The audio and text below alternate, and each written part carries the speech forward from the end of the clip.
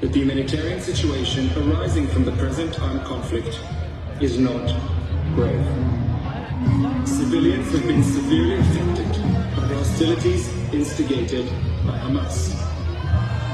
Its systematic strategy of prosecuting war from under and within the civilian population exposes civilians to great risk, and it has brought about great suffering. Israel has done and is doing a great deal to alleviate this suffering in very challenging circumstances. In this regard, the factual account provided by the applicant is once again entirely one-sided. The application and request run no less than 84 pages, but they made hardly any mention of the extraordinary efforts undertaken by Israel and by a host of other states and international actors to improve the humanitarian situation. We again heard virtually nothing from the applicant on this issue yesterday. But this is a critical factor in the request before you. As Ms. Rajuan has shown, it frustrates any attempt to establish the necessary special intent for genocide. It also bears upon the third condition established in your case law.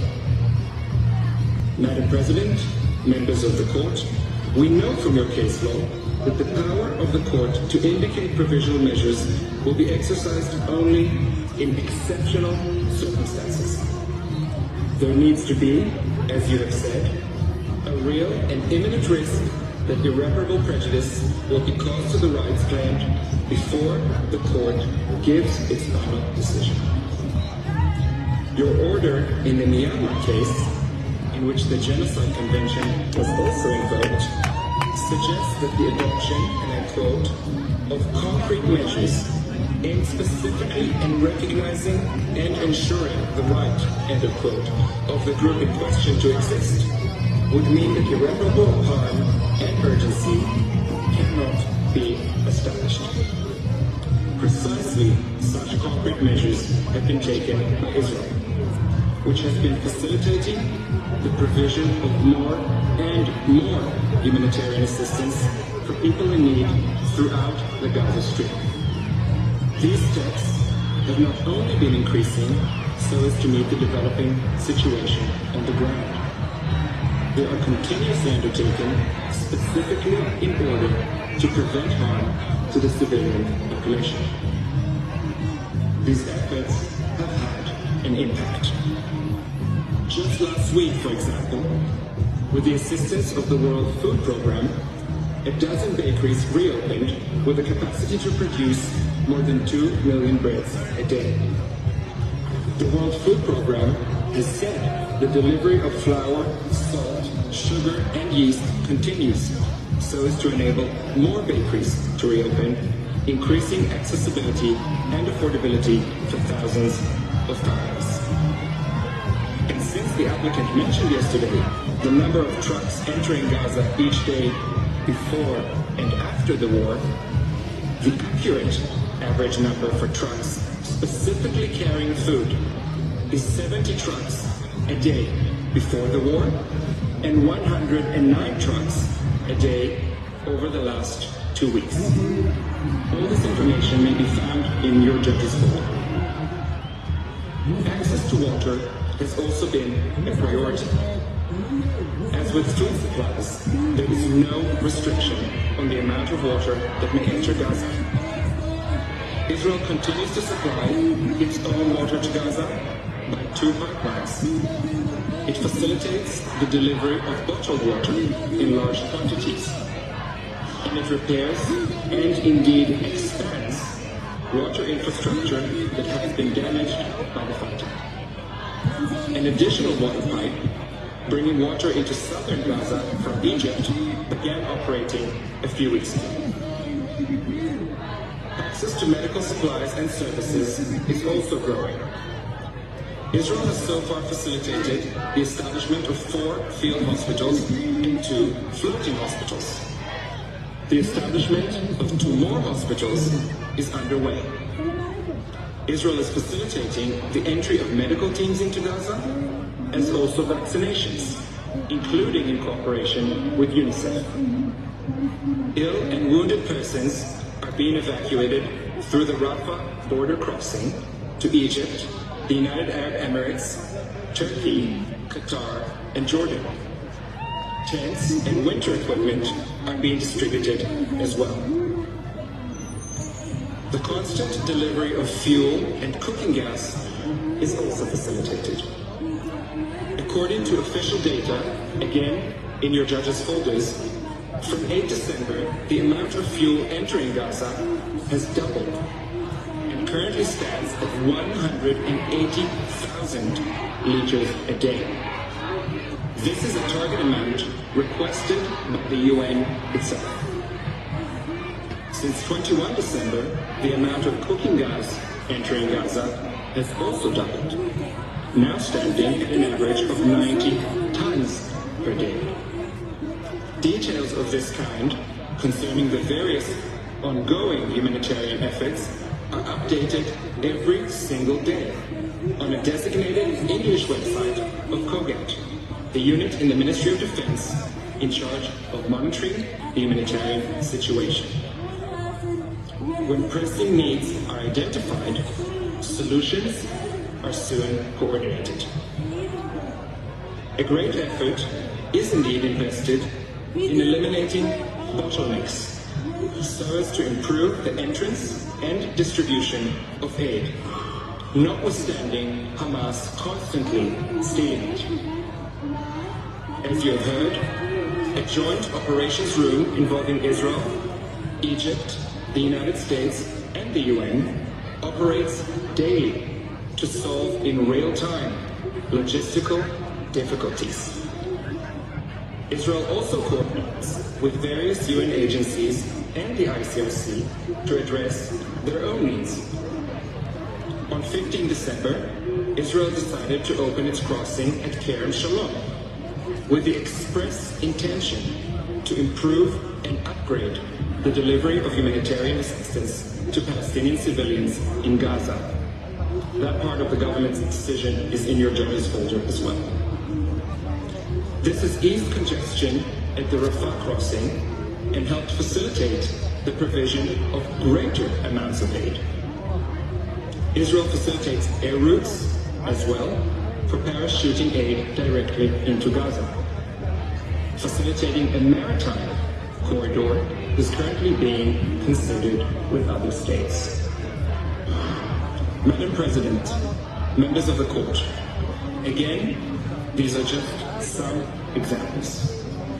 But they show that Israel, no doubt, meets the legal test of concrete measures aimed specifically at recognizing and ensuring the rights of the Palestinian civilians in Gaza to exist. It has been the daily work of numerous Israeli officials, of various agencies, to ensure that these and other steps are effectively carried out, at a time when they and their families are themselves under constant attack. A determination that the multilateral, large-scale humanitarian effort is lacking, or that scaling up access of humanitarian relief to Gaza would be of no avail, as the applicant would have you believe, should not be made lightly. Madam President, members of the court, two additional elements warrant your careful attention.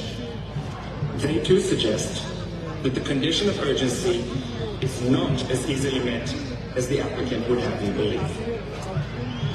First, the scope and intensity of the hostilities has been decreasing. Israel's defense minister said last week that Israeli forces would be shifting from the intense maneuvering phase of the war toward, and I quote, different types of special operations. This statement, made in an interview to international media, is found at tab 16A of the volume submitted. This week, on 8 January, the spokesperson for the Israeli military confirmed that the Israeli campaign had already started a transition to fewer ground troops and fewer airstrikes. The war shifted a stage, he said. As you will see in tab 16b of the volume, he spoke of the new and less intense phase of fighting. He specifically mentioned that Israel will continue to reduce the number of troops in Gaza. 5 brigades, consisting of thousands of soldiers, have already been withdrawn from the territory. Second, the UN Security Council has only recently adopted a resolution for the specific purpose of alleviating the humanitarian situation. By Resolution 2720 of 22 December, which is found at tab 16C of the volume, the Council demanded the immediate and unconditional release of all hostages, as well as the delivery of humanitarian assistance at scale directly to the Palestinian civilian population throughout the Gaza Strip. More specifically still, the Council requested the Secretary General to appoint a senior coordinator in order to establish a UN mechanism for accelerating the provision of humanitarian relief consignments to Gaza. Contrary to what we heard yesterday, this resolution does not, and I quote, remain unimplemented. Close quote. A senior coordinator has been appointed and indeed began her work. The Council remains actively seized of the matter. Israel, for its part, is already working with the senior coordinator, and it has just this week coordinated the entrance of a UN delegation into northern Gaza in order to evaluate the situation and map the needs for a future return of Palestinian civilians. I recall in this connection that in the Aegean Sea case, the court found that it was not necessary to indicate provisional measures where the government in question showed willingness to act in accordance with the recommendations of the Security Council concerning the matter before the court. All these recent developments indicate that the facts as they presently exist do not call for awarding interim relief. They also suggest that the difference between the present case and earlier cases that have come before you are very clear. Finally, the lack of urgency within the meaning of the court's case law is further demonstrated by assurances provided before you today by Israel's co-agents. They could not be clearer in stating that Israel remains bound at all times by its international legal obligations. Needless to say, this includes Israel's obligations as a state party to the Genocide Convention. The applicant will have this court say that it cannot take the word of a state. That would be not only unfortunate, it would also be contrary to the law on unilateral declarations of states. Unsurprisingly, your consistent case law suggests that assurances of the kind offered by Israel may well render the indication of provisional measures unnecessary. Madam President, members of the court, the conclusion is that the condition of irreparable prejudice and urgency cannot be met. It is Israel and its citizens who would risk irreparable harm if the request of South Africa were to be granted.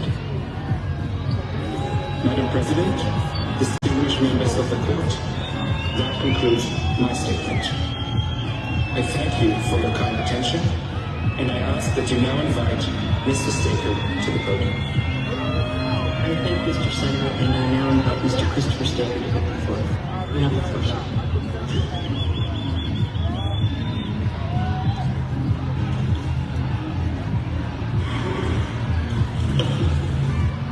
Madam President, Mr. Vice President, members of the court, it's an honor to appear before you again and to represent the State of Israel. You've now been addressed on why the conditions for provisional measures are not met. That being so, there's no need to examine the 9 particular measures that South Africa requests. Nonetheless, for completeness, I will address each in turn and show that their terms are unwarranted in any event. They go beyond what is necessary to protect rights on an interim basis and therefore also have no link with the rights sought to be protected. I start with the first and second requested measures.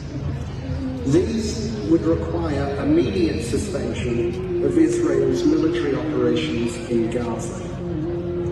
This request is frankly astonishing.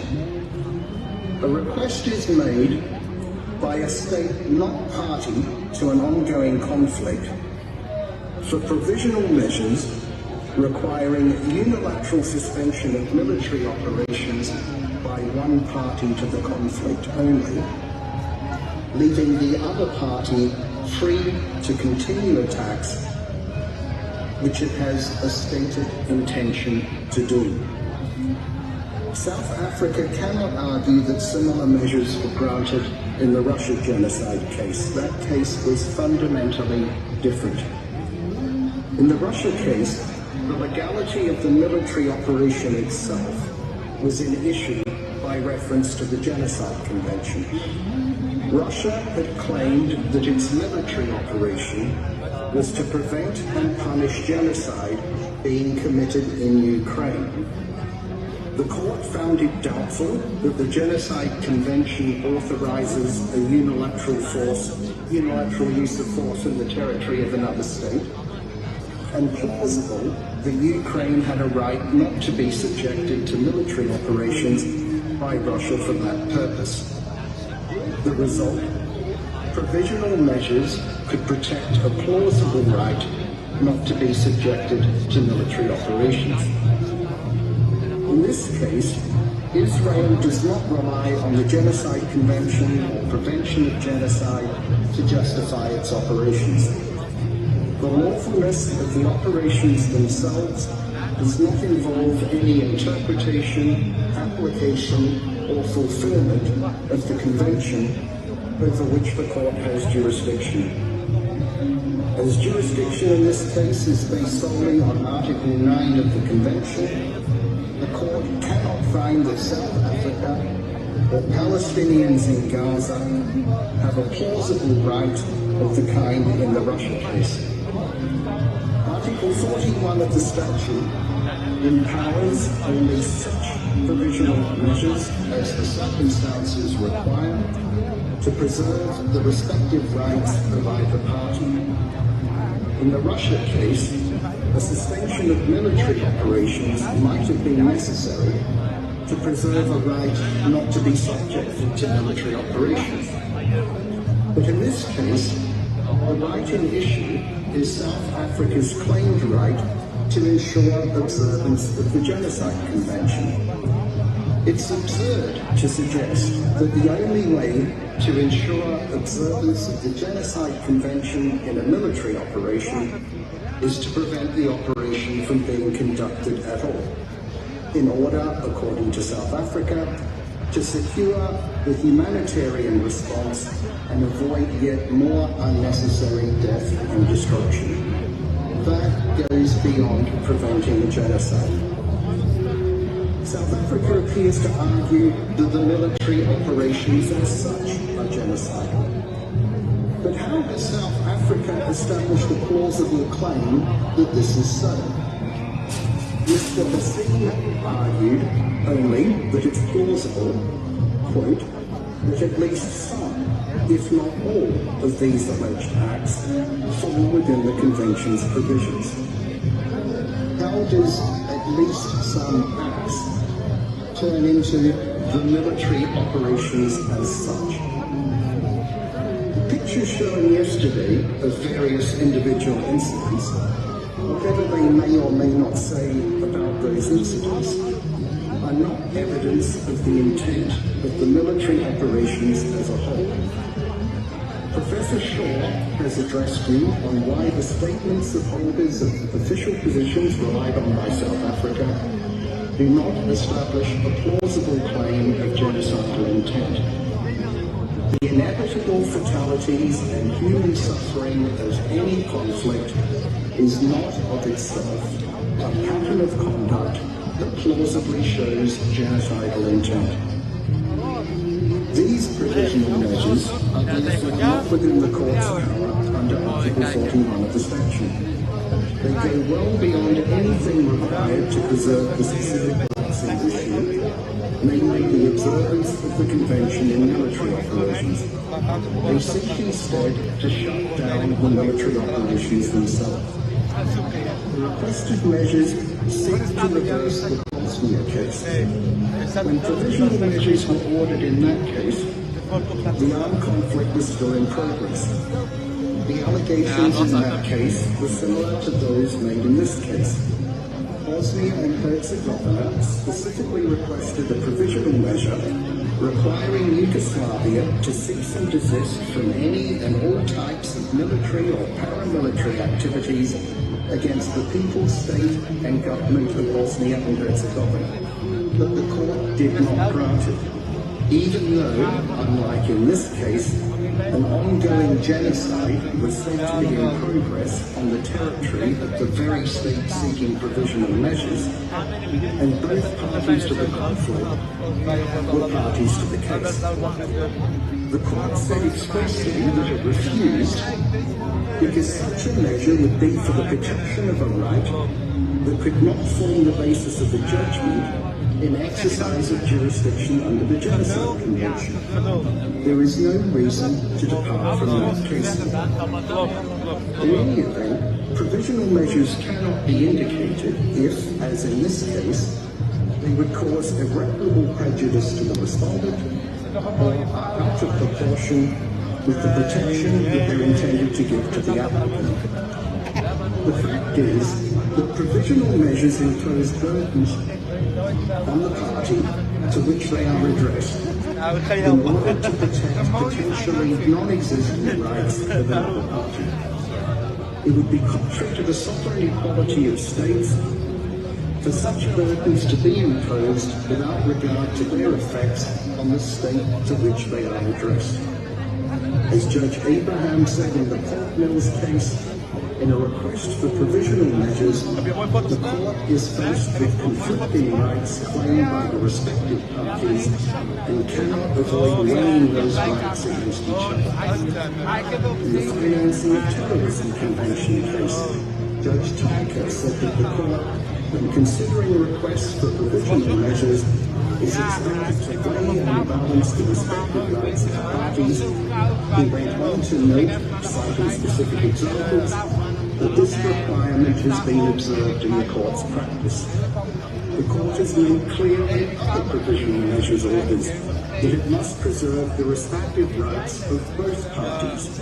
Its established jurisprudence is that Article 41 of the statute, quote, has as its object the preservation of the respective rights claimed by the parties, unquote.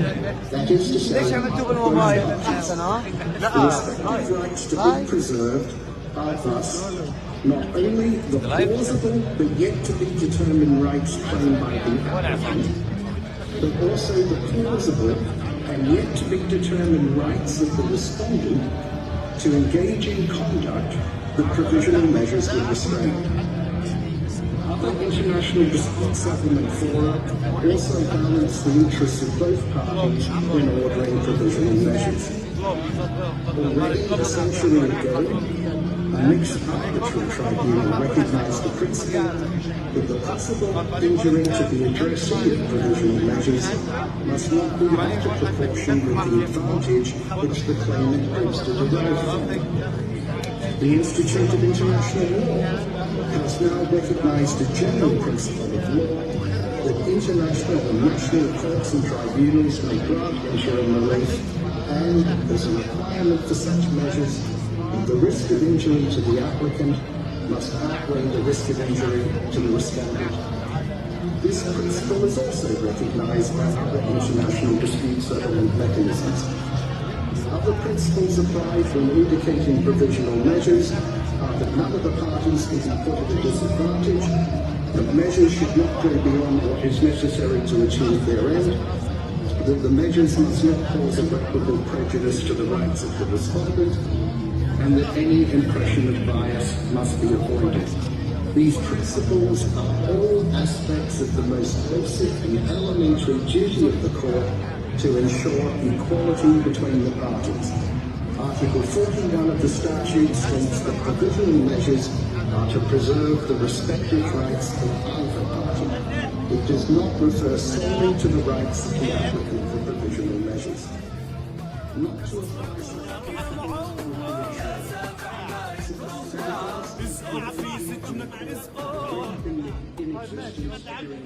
اعلنها حالك اضراب شد الهم ما يهمك من لياليها العذاب يشرقها الشمس يمك اعلنها حالك اضراب شد الهم ما يهمك من لياليها العذاب يشرقها الشمس يمك ومهما سدوا عليك الباب عمر حرية بدمك حقك اوعى تفرط فيه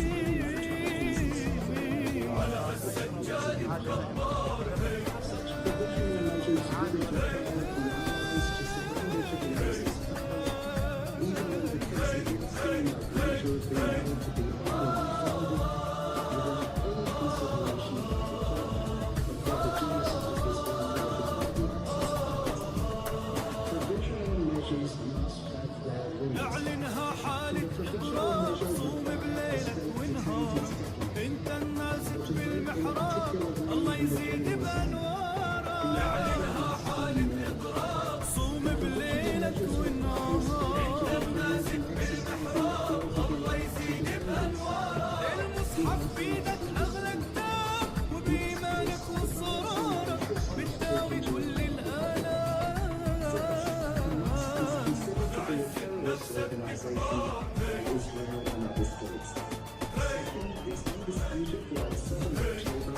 Hamas committed on Israeli territory a large-scale terrorist attack. This is continuing.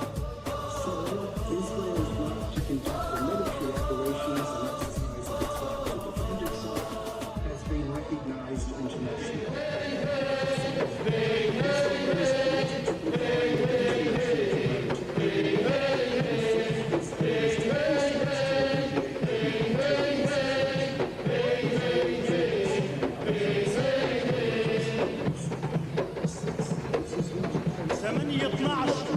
أشعلناها بدينا والعالم كله عم يتفرج علينا يا فلسطين لجلك على الجمر مشينا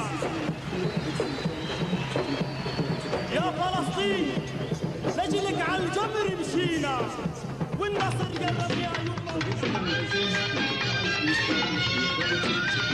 الشعب الفلسطيني ثورة على الصهيونية ثورة على الصهيونية حمل سلاحه ببدك باحه خذ يا ثورة واعطيني خذ يا ثورة واعطيني الشعب الفلسطيني ثورة على الصهيونية ثورة على الصهيونية حمل سلاحه ببدك باحه خذ يا ثورة واعطيني خذ يا ثورة واعطيني خذ دمي وهات انتصارات شمس الدم على جبالي تحضن ظهر الزلزالي شمس الدم على جبالي تحضن ظهر الزلزالي وانا برصاصي بتحدى توقف يا عدو قبالي وانا برصاصي بتحدى توقف يا عدو قبالي ولا تخطي المية وجاي الشعب الفلسطيني ثورة على الصهيونية ثورة على الصهيونية حمل سلاحه ببدك باحه خذ يا ثورة واعطيني خذ يا ثورة واعطيني الشعب الفلسطيني ثورة على الصهيونية ثورة على الصهيونية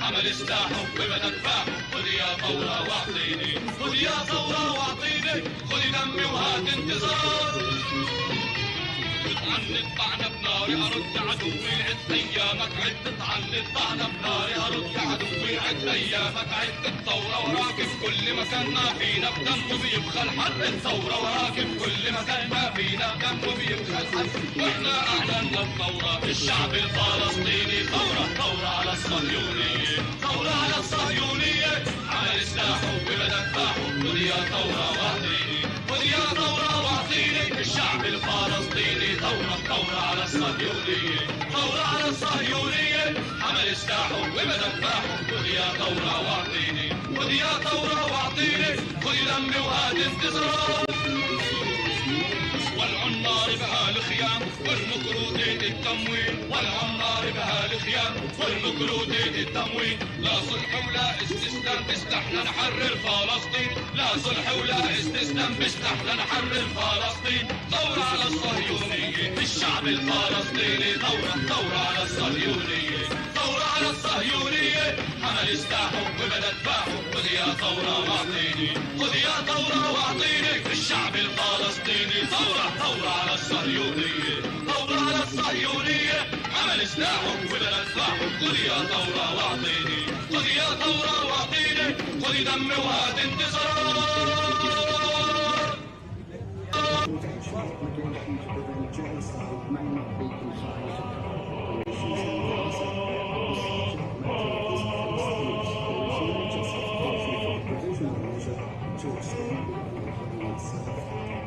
This particular objection applies also to the self-defense The second objection is that the state provisional measure would impose the same obligations as well.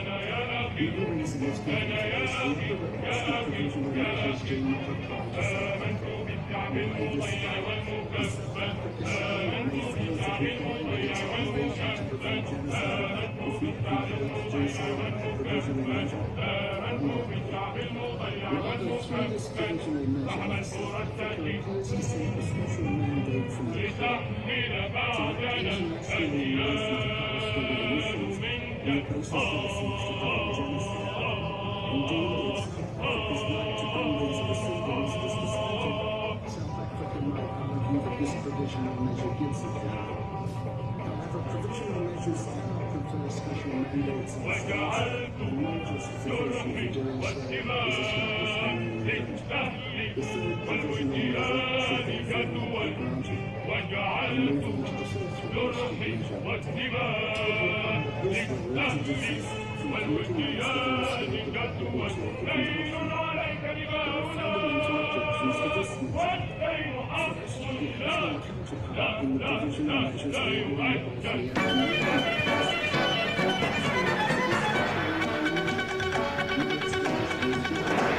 انهض للثورة والثار انهض للثورة والثار انهض كهبوب الأعصار انهض كهبوب الأعصار وارجم أعداءك بالنار وارجم أعداءك بالنار واهتف بالصوت الهدار واهتف بالصوت الهدار الثورة الثورة الثورة الثورة الثورة نهج الأحرار الثورة نهج الأحرار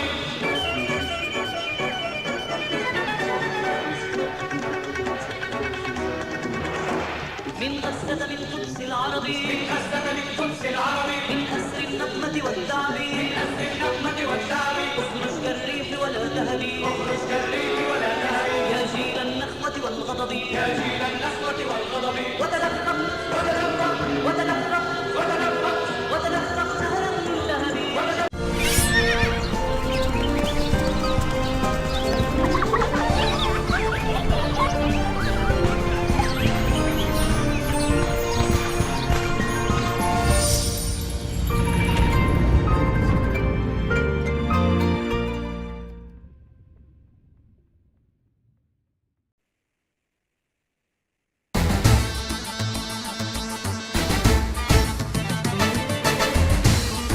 رغم الحروب يا غزة ما نحنا